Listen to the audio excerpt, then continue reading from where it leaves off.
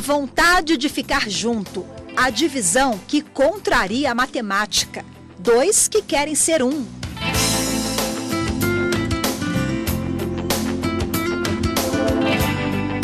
O tempo passa, a sociedade muda, mas a necessidade de proteção, de segurança, tem que estar garantida. Mais que isso, as garantias precisam ser as mesmas para as duas partes. Antigamente as pessoas viviam sempre em união estável. Eu gostava de fulano, fulano gostava de mim, eles se uniam, constituíam família, aquilo lá era a família deles, não tinha um contrato, né? Às vezes tinha uma celebração no grupo que eles estavam inseridos e aquilo ali valia como o reconhecimento da vontade deles. Então a união estável é mais ou menos isso que existia antigamente, que existia justamente da pessoa olhar para o outro e falar assim, é com você que eu quero ter minha família, é com você que eu quero ter meus filhos, é com você que eu quero construir minha vida. Então a união estável é basicamente isso. E com o passar do tempo, com a gerência do Estado, da igreja, nas relações humanas, determinou-se que deveriam se fazer um contrato registrado, onde o Estado poderia ter um controle sobre o patrimônio, a ideia principal, pelo menos nos estudos que eu já acompanhei e que eu faço, é que a intenção principal é fazer o registro do início disso, da constituição do patrimônio, em caso de separação, que as partes tenham proteção desse patrimônio.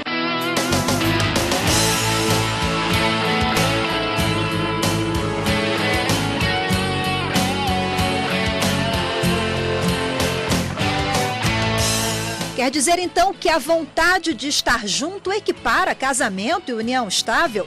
E as regras são as mesmas para casais héteros e homoafetivos? Olha, se o assunto em questão fosse a herança, o Código Civil de 2002 estabeleceu a diferença. O companheiro teria direito a herdar a mesma cota dos filhos comuns, apenas em relação aos bens deixados, que tivessem sido adquiridos em conjunto durante a união. Mas se os filhos fossem só do viúvo, iria receber a metade que cada um dos filhos recebesse. Já o viúvo casado, sob o regime da comunhão parcial de bens, teria direito a concorrer com os descendentes em partes iguais, ou seja, na mesma proporção, mesmo que a esposa tivesse descendentes de outro casamento. O Código Civil de 1916 existia uma equiparação. Aí, com o Código Civil de 2002, houve uma alteração gerando um desequilíbrio justamente na questão de quem era casado e de quem vivia em união estável, né? Aí, o que acontece? Todo esse desequilíbrio, tirando essa equiparação, fez com que surgissem várias demandas judiciais, né? Porque se você era casado, você sabia que dependendo do seu regime de bens, era só se aplicar o regime de bens, você sairia com aquilo que você determinou no seu regime de bens. E no caso de falecimento, teria-se direito à herança do decúges, né? Do falecido. No caso da união estável, se fosse união estável e houvesse o falecimento, aí iria se analisar se tinha filhos comuns ou se não tinha filhos comuns, e aí se herdaria uma cota dessa herança somente, né? E aí seria uma herança um pouco mais descomplicada, porque se não tivesse filho comum, não se teria esse direito também. O Código Civil, no artigo 1790, que trata do assunto, diz o seguinte: a companheira ou o companheiro participará da sucessão do outro, quanto aos bens adquiridos onerosamente na vigência da união estável, nas seguintes condições.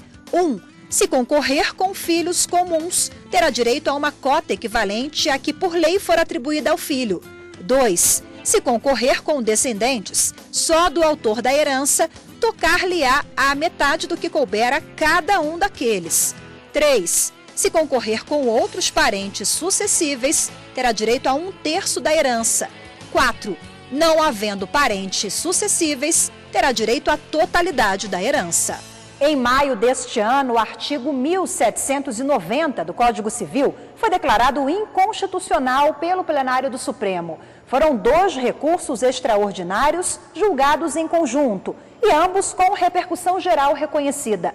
Um deles discutia o direito de herança em uma união entre um homem e uma mulher. O outro tratava da sucessão de bens em uma relação homoafetiva. Para os ministros do Supremo, nada justifica o tratamento diferenciado entre cônjuge e companheiro, conforme previa o Código Civil. Isso também independentemente de orientação sexual. O amor não conhece leis. A a união que estabelece relações com repercussões patrimoniais, jurídicas, sociais e de ordem, portanto, a interferir na sucessão, como é o caso aqui tratado, é que chama o Estado legislador e agora, neste caso, o Estado juiz e, mais ainda, o juiz constitucional, a definir do que se cuida, do que se trata, em termos de direitos garantidos a cada um. Essa é uma luta que vem sendo feita independente da questão LGBTI. Isso é uma luta que vem sendo feita com relação mesmo à discrepância que havia entre a sucessão entre os companheiros e as pessoas casadas.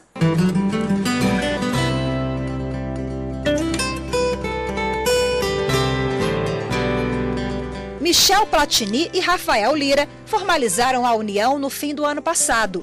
Foi amor à primeira vista em uma situação para paixões de verão.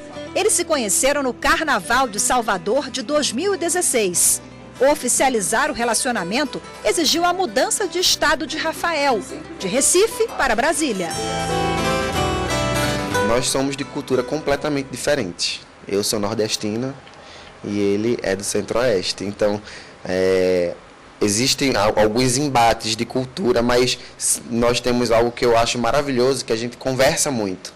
E a gente sempre chega num acordo de tudo, desde do dia a dia, de alguma coisa que a gente não concorda, que acontece um com o outro, como nas coisas do trabalho. A gente divide muito o que acontece no trabalho, a gente divide opiniões também para sempre construir um relacionamento maduro, né? Para que essas dificuldades pequenas não se tornem coisas grandes. A gente sempre conversa muito, a gente nunca brigou, na verdade. Para o casal, a equiparação do direito à herança para companheiros homoafetivos com a de heterossexuais casados, além da garantia de mais um direito, é um importante aliado no combate ao preconceito.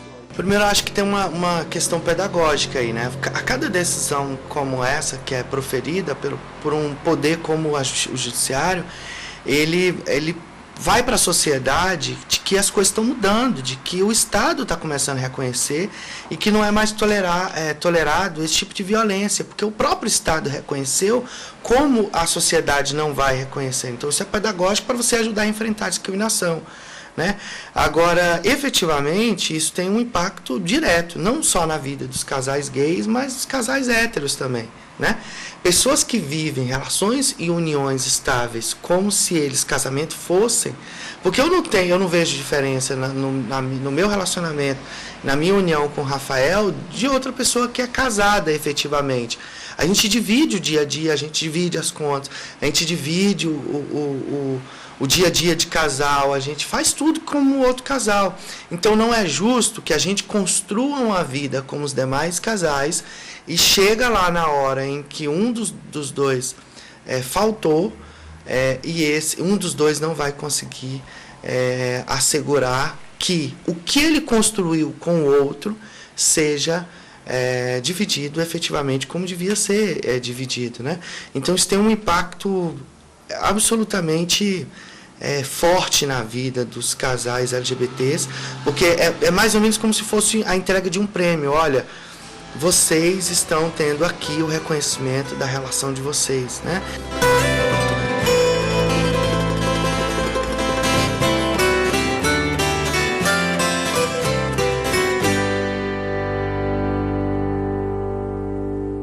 Daqui a pouco, depois do intervalo, grandes julgamentos do STF mostra como votou cada um dos ministros do Supremo na sessão que declarou a inconstitucionalidade de um artigo do Código Civil sobre o direito de herança.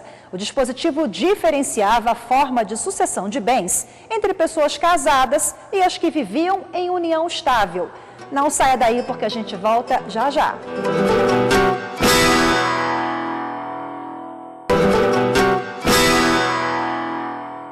Direitos iguais na partilha da herança. Recentemente, o Supremo Tribunal Federal declarou a inconstitucionalidade do artigo do Código Civil que diferenciava a divisão de bens conforme a natureza da relação.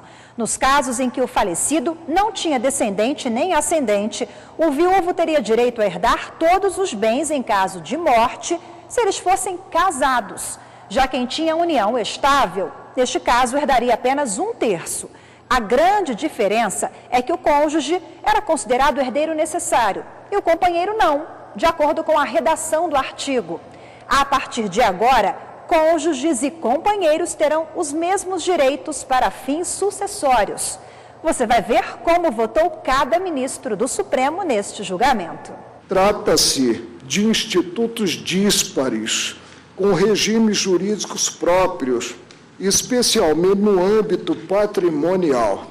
E não existe campo para potencializar a união estável, sob risco de suplantar o próprio casamento. Então, por qual razão o artigo 226, parágrafo 3º da Constituição, ao prever a união estável e legitimá-la, prevê também a sua eventual conversão em casamento?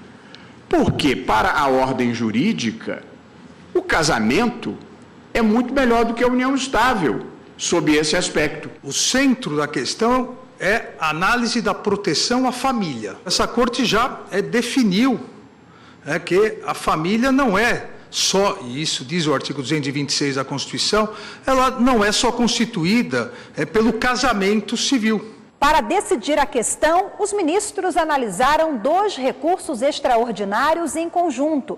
O de número 646.721, de relatoria do ministro Marco Aurélio, envolvendo união homoafetiva. E o RE número 878.694, que tinha como relator o ministro Luiz Roberto Barroso e discutia direitos de herança em uma relação heterossexual.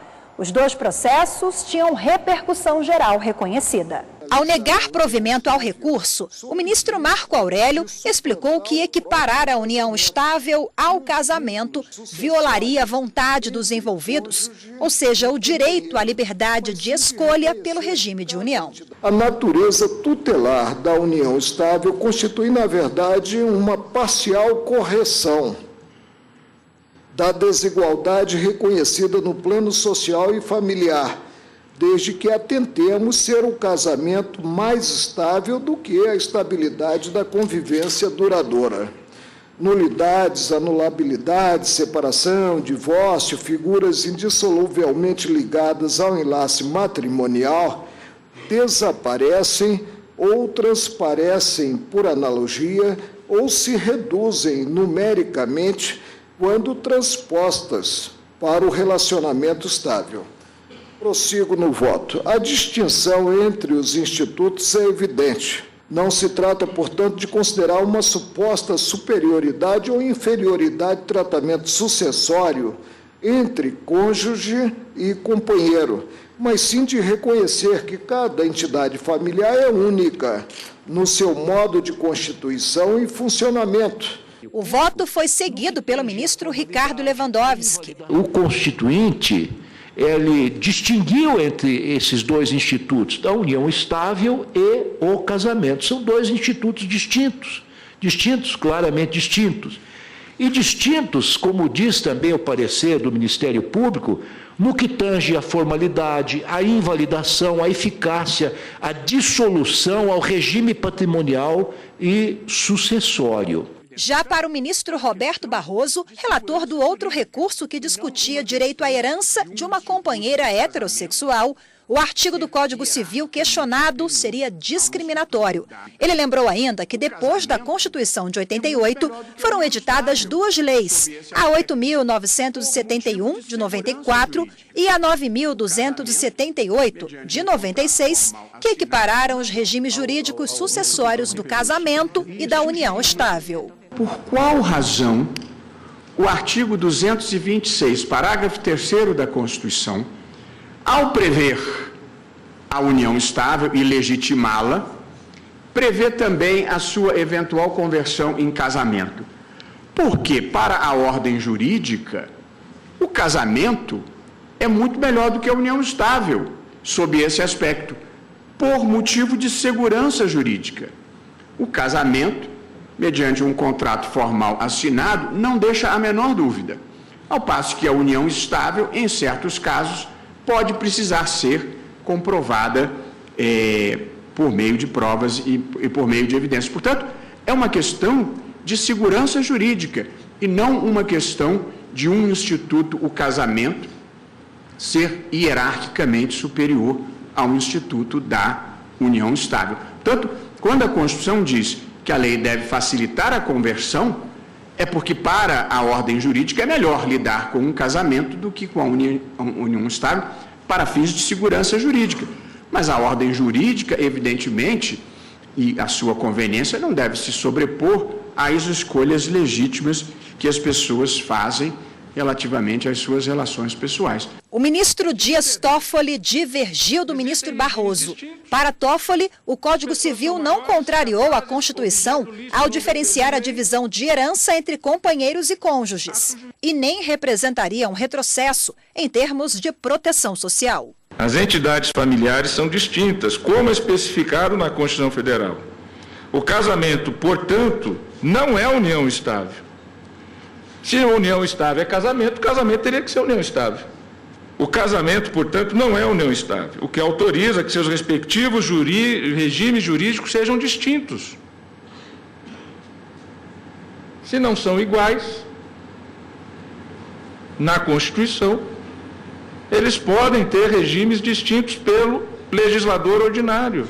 Antes disso, em agosto de 2016, o entendimento do relator, ministro Roberto Barroso, foi seguido pelos ministros Edson Fachin, Teori Zavascki, que morreu em janeiro deste ano, Rosa Weber, Luiz Fux, Celso de Mello e pela presidente, ministra Carmen Lúcia. A alegação de que o Supremo estaria a interferir até no direito de amar, eu sempre digo que o Estado só entra nas relações quando meu bem vira meus bens.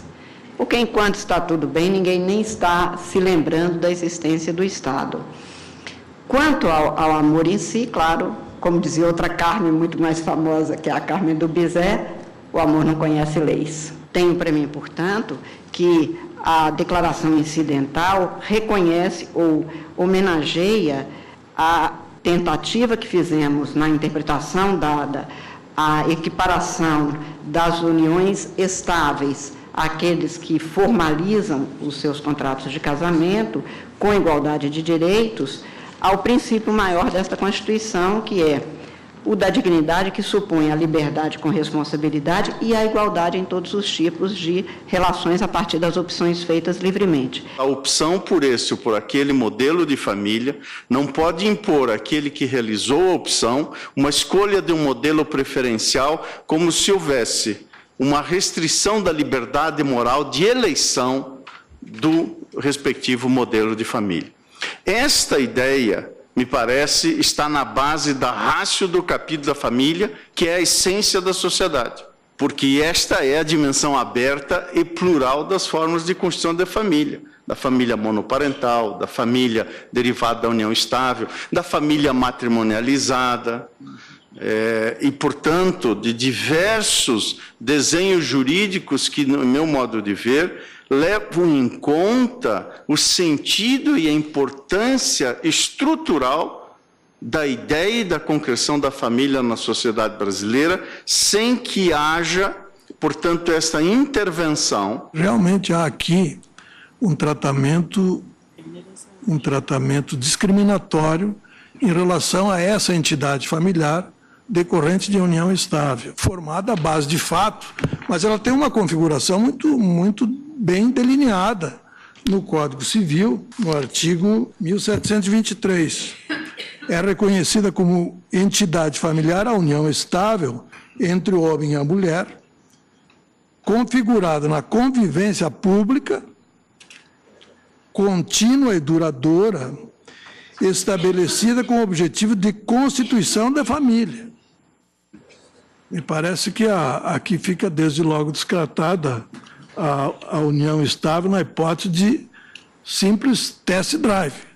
Dá-se com o efeito harmonizador que resultará desse julgamento plenário um passo significativo contra à discriminação e contra o tratamento excludente que tem afetado componentes de uniões estáveis no plano estrito da sucessão hereditária, viabilizando-se a instauração e a consolidação de uma ordem jurídica genuinamente inclusiva. O recurso extraordinário número 878.694, de relatoria do ministro Roberto Barroso, favoreceu uma viúva que tinha sido obrigada a dividir a herança com 3 irmãos do companheiro falecido. Agora ela terá direito à totalidade do patrimônio. No outro caso, o RE número 646.721, relatado pelo ministro Marco Aurélio, um homem que viveu por 40 anos com o companheiro, também ganhou o direito de herdar os bens em conjunto com a mãe do falecido. Ele vai herdar o patrimônio se tiver ascendentes junto com ascendentes, se tiver descendentes junto com descendentes, se não tiver ninguém sozinho. Se não tiver deixado filhos, deixou pais, concorre com os pais. Se não deixou pais, nem filhos, ele fica sozinho com o patrimônio. E quer saber como companheiros heterossexuais e homoafetivos receberam essa decisão? A gente mostra para você em instantes. Grandes julgamentos do STF faz um rápido intervalo, mas volta já.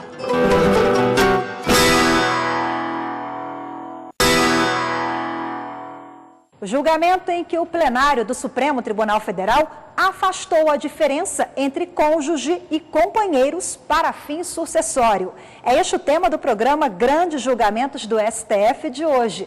Entendimento que deve ser seguido em processos que discutem o direito à herança para companheiros do mesmo sexo ou heterossexuais nos tribunais de todo o país. A união estável tem crescido no país nos últimos anos. Segundo o IBGE, em 2012, esse tipo de união já representava 1/3 das relações afetivas formais no país. Dados do Colégio Notarial do Brasil, entidade que reúne os cartórios de notas, mostram que as pessoas têm preferido a união estável do que o casamento. Entre os anos de 2011 e 2015, enquanto o número de casamento aumentou 10%, de 1.026.000 para quase 1.132.000, as uniões estáveis cresceram 57%. O salto foi de 87.000 para quase 137.000.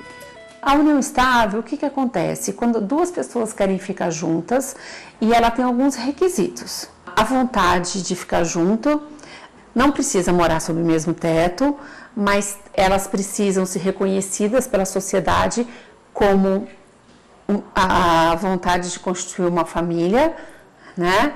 E ser considerada pela sociedade como companheiras, né? Os empresários Alessandra Baliza e Nayuki Lima fazem parte da estatística das uniões estáveis há 9 anos.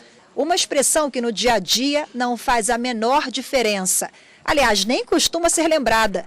Aqui eles garantem, o que importa mesmo é a cumplicidade. Como a gente foi morar junto com muito pouco tempo de relacionamento, a gente foi construindo realmente, né? Então, essa necessidade de ir para uma igreja, fazer um casamento, assinar um documento, no dia a dia se transformou em diferente para a gente. A gente trabalha junto, a gente constrói junto, a empresa, nós somos sócios. Então, foi depois que a gente começou a morar junto que a gente foi comprar apartamento. Então, parece que já é um conjunto. Não tem assim, é meu, é seu, a gente vai ter que dividir. É nosso. Então, não teve essa diferença de falar, olha, a gente está indo morar junto, a casa é minha, o carro é seu. Não, a gente construiu tudo junto. Então, a gente não vê essa necessidade nem de mencionar, né? O casal acredita que a decisão do Supremo é mais uma forma de reconhecimento e de garantia para a família. Isso, na verdade, é muito importante, né? Ter esse direito, porque a gente não sabe o que pode acontecer amanhã, né? Então, assim, ter esse direito de ter a divisão dos bens, né? No caso de falecer também, a sua companheira, o seu companheiro ter todos os direitos, isso é muito interessante, seus filhos. Principalmente pela burocracia que era antigamente. você ia ter que levar um processo longo para provar que você era casado com a pessoa, que você realmente construiu aquilo ali junto. Hoje em dia, não, esse processo com certeza vai ser mais rápido, né? E já está aí, né, legalizado, a gente vai ter direito e mais uma vez, acaba adiando um pouquinho mais da gente ir lá no cartório, né? O patrimônio particular do falecido que vira herança, certo? A gente até comenta que de 50% desse patrimônio, a pessoa pode dispor à vontade para quem quiser, mas os outros 50% não pode porque vai para a legítima. A legítima é onde estão os herdeiros, certo? Aí o que vem a ser essa decisão? Vem equiparar a condição de herdeiro tanto da pessoa casada quanto da pessoa em união estável. Está vivendo uma vida e colaborando como qualquer outro casal da sociedade, presente na sociedade. A gente paga impostos, a gente paga água e luz como todo mundo, a gente lava a louça como vocês viram, como todo mundo, a gente faz comida, a gente cuida um do outro como todos os outros casais.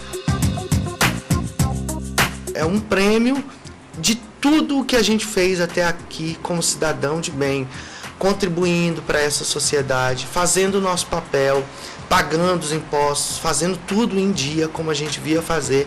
É um reconhecimento, é um prêmio, é uma coroação de que a gente está fazendo a coisa certa. Foi também no mês de maio, 6 anos atrás, que o Supremo reconheceu a união estável para pessoas do mesmo sexo. A partir de então, casais homoafetivos tiveram reconhecidos vários direitos, assegurados a homens e mulheres que vivem juntos. A gente não conseguia... Isso aqui, por exemplo, né? A inclusão do Rafael no plano de saúde, isso tem muito simbolismo para a gente, né? Sem esse papel aqui, a gente não conseguiria o reconhecimento do Rafa, a gente não conseguiria fazer uma inscrição em um clube, que seja uma coisa tão simples, que a gente vai pagar, assim como qualquer outra pessoa, a gente não conseguiria estar lá como casal, estar lá enquanto entidade familiar. A cada decisão como essa, que é proferida por um poder como o judiciário, ele vai para a sociedade de que as coisas estão mudando, de que o Estado está começando a reconhecer e que não é mais tolerado esse tipo de violência, porque o próprio Estado reconheceu, como a sociedade não vai reconhecer. Então isso é pedagógico para você ajudar a enfrentar a discriminação, né? Agora, efetivamente, isso tem um impacto direto, não só na vida dos casais gays, mas dos casais héteros também. O que é a realidade? A realidade da nossa sociedade é que as pessoas se unem. Não importa se numa relação do mesmo sexo ou de sexo diferente, elas se unem e dessas relações decorrem direitos. E hoje nossa jurisprudência está bastante avançada em reconhecer que esses direitos são iguais. Mais uma vez, o STF foi brilhante nesse sentido de se falar que o direito a ser herdeiro, mesmo em uma união estável, vale tanto para a relação homoafetiva quanto para a relação heteroafetiva. É uma equiparação geral. O programa Grandes Julgamentos do STF de hoje fica por aqui. Quer assistir esta edição de novo? Acompanhe a nossa programação e acesse tvjustiça.jus.br. Obrigada pela companhia. Grandes Julgamentos do STF, essencial para entender que as decisões do plenário do Supremo Tribunal Federal têm a ver com o seu dia a dia. Até a próxima!